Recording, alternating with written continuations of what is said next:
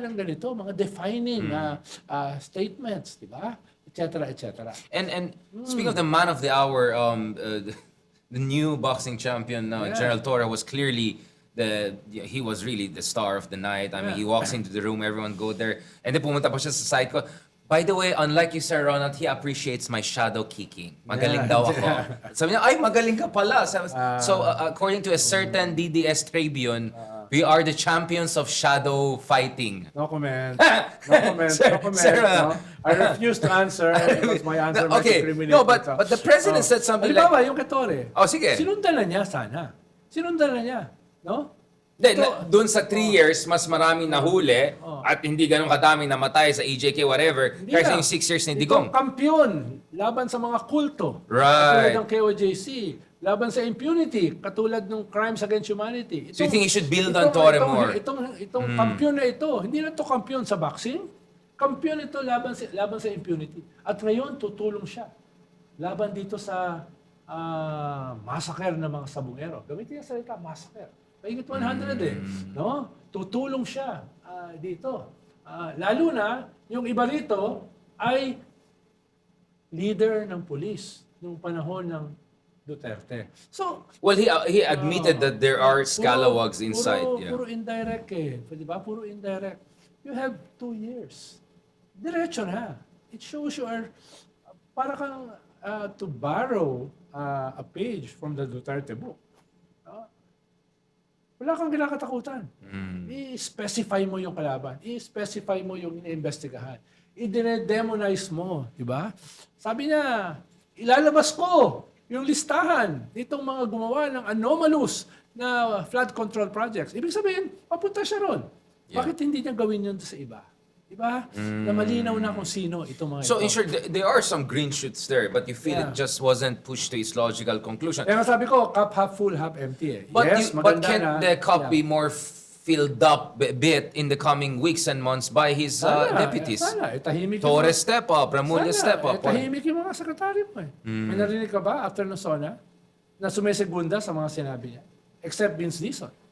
Yeah, Vince Dizon is the guy. Narinig ko siya, di ba? Right. So, yun lang sinasabi ko. Lahat ito ay part of a strategy. They all have to step up. Yeah. Hindi siya unintended consequences lang. Talagang merong plano. Ito yung sasabihin nito.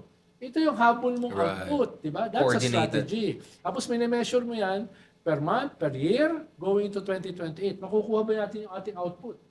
Okay ba yung ating media cycle? No? Nagmarka ba tayo?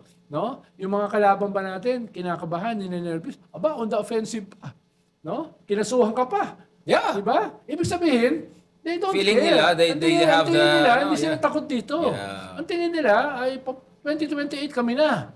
Diba? They're feeling it already. Yeah, and which tells you how scary it would be if they're actually back in power, no? Exactly. I mean, ngayon pa lang, di naman kalokohan na Kaya ginagawa. wala silang hesitancy Dahil ang tingin nila, you have a weak center. You have a weak center. Kung gusto mo maging populist, gawin mo na populist ka. Kung gusto mo maging strong leader, gawin mo na strong leader ka. Idikit mo na sa populism mo. But what if the concern of the president is baka yun ang bad problema. headlines? Baka yun ang problema niya. Masyado siya maraming concern. No, okay. Yeah, So is masyado kang calculating. No? Hindi ka nakakatalon. No? You need a leap of faith. Oo. Ayoko naman mangyari sa isang Duterte na rambling on, kung ano sinasabi. Pero yun, reckless. Yun yun yung kanyang calculation. No, I'm reckless, no, pero I'm authentic and I'm brave. Yeah. Kahit hindi totoo. No? I mean, obviously, hindi totoo. I mean, we can see it runs in the... Diba? Pero, ano na yung kwan mo? Ano na yung pinag-uusapan natin? Ano na yung strategy mo? Right. No, but my point is, the next few months will be crucial if everyone steps up, if you get the right ombudsman, pieces of the puzzles could still come together. Maybe should the president have more talks with vloggers? Maybe we'll have him here on this show or something like that. Sinuporta mo Senate President, itong ginawa mga chairman. Doon pa lang, nakita mo na. Si Marcoleta, atakihin ka. Ba't ginawa chairman niya nung sinuporta mo Senate President? Investigahan ka yan. Clearly. No? Itong ginawa mong Foreign Affairs Committee, itong sinuporta mo Senate President, clearly pro-China yan. Ano nga yung mangyayari sa foreign policy mo? No? Itong human rights, Gusto mo ma-package yung sarili mo as a champion of human rights, civil liberties, etc. para mawala yung legacy ng Marcos years. No? Ito na yung bagong legacy. Bakit yan ang kinuha mo? So, these are indications saan papunta yung next 2 to 3 years. Doon ako ninenervyos, di ba? And that's why we're having this discussion because we're hoping people are listening because you know everyone has a skin in the game. I mean, literally, some of us have a skin in the game as we can see as we speak live. Yes. Sir Ronald, okay, this is important part. Next year we're going to be the ASEAN chair.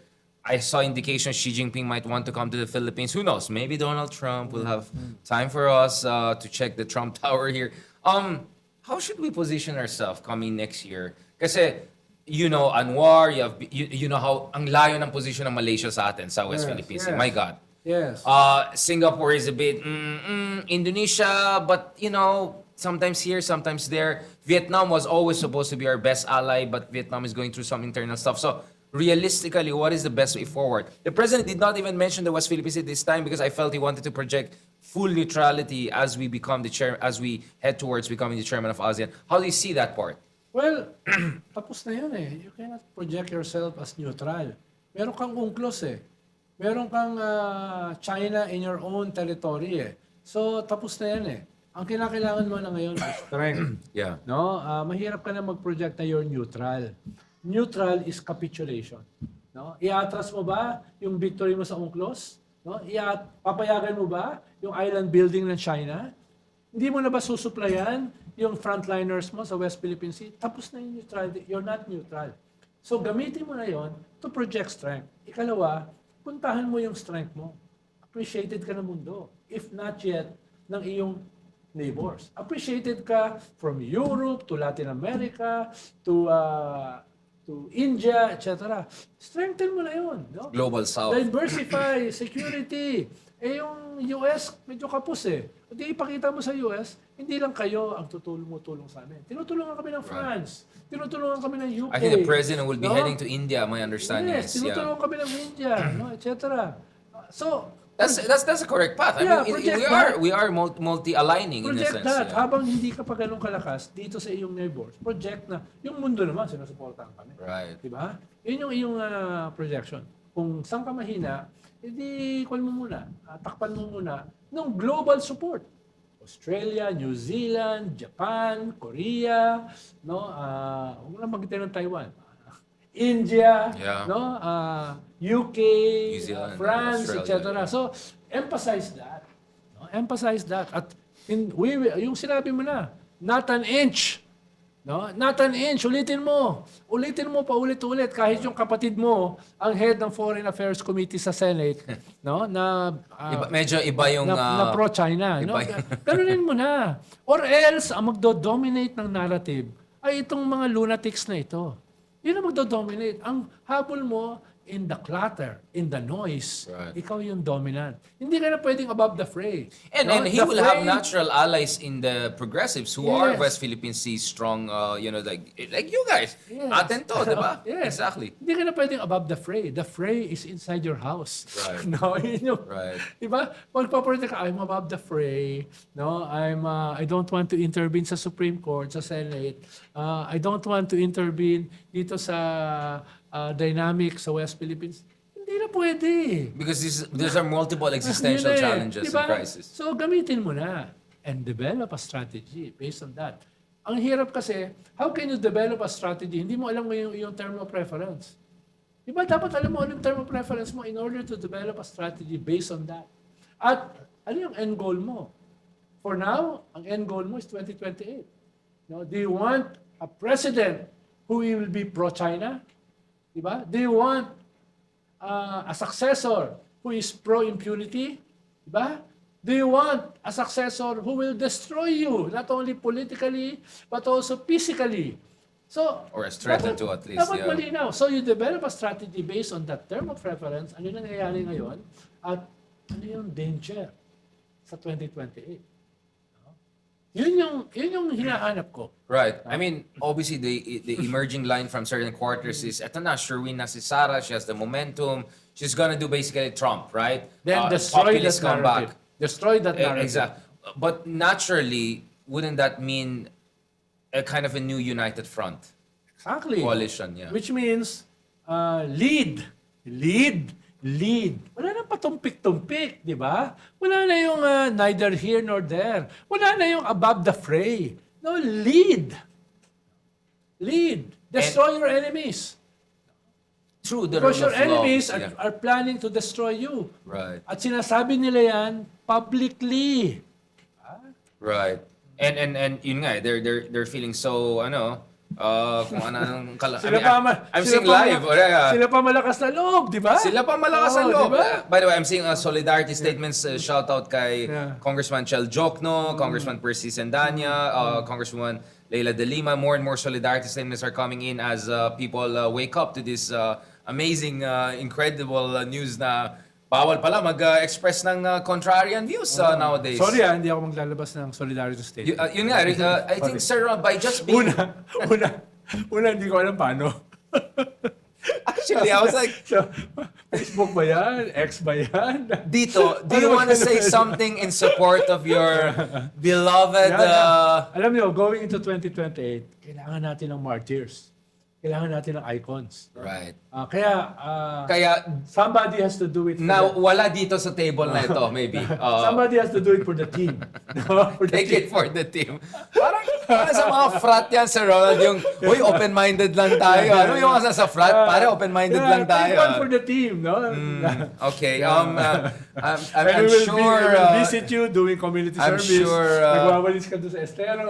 Kasi yung 30,000, Sir Ronald, paki-Gcash yung 30,000. So, Last point, because you were involved with the administration that signed the EDCA with the United States, and now that seems to be becoming increasingly a major point of debate and contention in the country, because some would say, yes, in principle, EDCA made sense, but maybe we're going a bit too far with EDCA having a more Taiwan even orientation, with EDCA leading to more American advanced weapons deployments. Where do you stand on that? We have been debating this for the past 2 years. Do you think operationally we're having an overreach, or as the president said correctly, in my opinion, in the Oval Office next to Trump the other week, hindi naman kami yung nagbubuli ng ibang tao. We're just doing what's there necessary for our national interest. We have no fight with anyone. Sabi nga ni Trump kay BBM nung pumunta sa White House. Go ahead and talk to we China, don't yeah. mind. You can have trade with China, no? We talk to them. We have an amazing real bases are real bases. Right. Look at the Okinawan base. Look at the South Korean. These are real Guam, bases, yeah, di ba? yeah. EDCA is a shell. No? It's a shell. No? It will take a long time. Ang kailangan mo ngayon ay build your own capacity. Halimbawa, what's happening in Ukraine? No? Drones. Drone is the production, future. yeah, they're super Inexpensive, efficient, etc. Yun ay create mo industry. No? Defense Rather industry. than relying on the big, expensive weapons of the superpowers. What no? about the U.S. Yan yung, building ammunition production storage mahabang facility? proseso pa yan eh. Mahabang proseso pa yan eh. Taiwan will happen in the next 2 years. No? The invasion of Taiwan. So, to help our people, kailangan natin hindi weapons eh. Kailangan natin our boats, no, na kayang i-cross yung Basi Strait na napaka-turbulent ng tubig. So, papakita mo, we have those to rescue our people. Yeah. No? Yung ganyan. No? 250,000 Ang armory, dapat tahimik lang yan. Hindi mo yan ina-announce. Yeah, of course. Operational, yeah. You do that. But you do that decisively. Those things. Don't rely on the superpowers. No? Ginawa ng Vietnam yan, relying on the Russians sa Cam Ranh Bay. Nung dilusob sila ng China, tahimik ang Russia. So, And they learned their lesson. After that, non-aligned na sila. Build your own, and then diversify. Diversify. No? For the first time, a French aircraft carrier was here Yeah, Charles de Gaulle. a few months back. So, may balak ng UK na pumunta. Diversify. No? Invite India. No? Lithuania was here to help with cybersecurity because they're experts in dealing with Russian disinformation and all Yes. that. Hindi ako masyadong concerned sa EDCA. No? Because EDCA is under the visiting forces. It's about visiting forces. Right. At with the present leadership of the US, I doubt kung talagang decisive sila pagkagawa ng bases. Lalo na yung history natin sa US bases dito. May hesitancy ang mga Pinoy. No, diyan, no? So, hindi ko masyadong i-belabor yan. I would rather belabor diversification and our own defense capability, drones plus, etc. again, saan manggagaling ang revenues mo? No? Saan manggagaling yan? Yun sana Right. And you have to also convince people that we have to invest in our defense, national.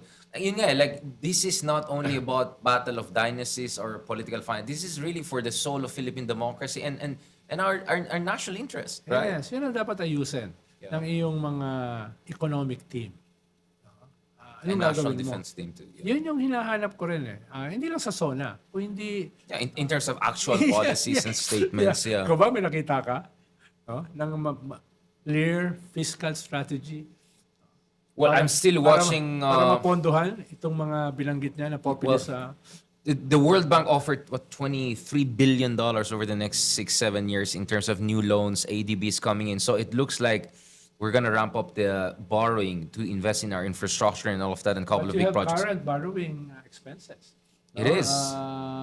Yun nga, yung debt to GDP mo is... Ratio mo, yeah. is mataas. No? Well, hindi pa naman tayo Greece level, but I'm not calling for that, obviously being sarcastic about it. But, sir, you know, no, I appreciate this discussion. Ang akin lang, Sir Ronald, is I think we have to constantly remind people what is at stake here. Because there are people who say, this is just away lang ng mga dynasties. They don't understand. A lot is at stake here. Our national interest. Our democracies. We have to remind our people, but we also have to remind those in power.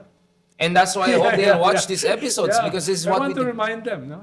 Malapit nang rename natin to as War Room. Diba? Yung parang Bannon, Steve. Yeah. This is like a war room now. We're basically talking about what should be the communication strategies, what should be the policies, calibrations. These things are important. Thank you so much again, Secretary Ronald Llamas, for sharing your time and Thank not you. despite the fact na wala ka pa rin solidarity statement. Wala. Maybe Pag-isipan in your next column, maybe you want to say something about how amazing Richard Haydarian is in his what a gentleman. Nahulaan mo yung aking susunod na column. Third column sa Philippines. Ayun. First column mo pa lang, judicial overreach, pero hindi ikaw na contempt. Ibang klase talaga tayo.